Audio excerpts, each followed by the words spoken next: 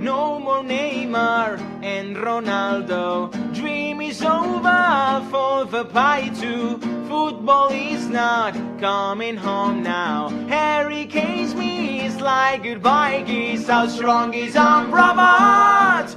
Lionel Messi still in Qatar.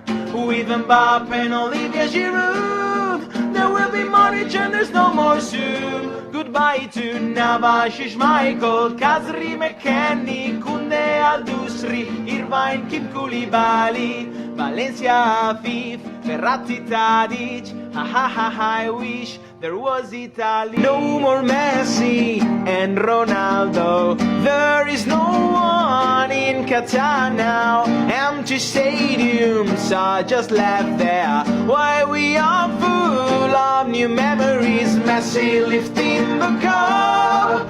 War is over, there's just one goat. Argentina, time to celebrate.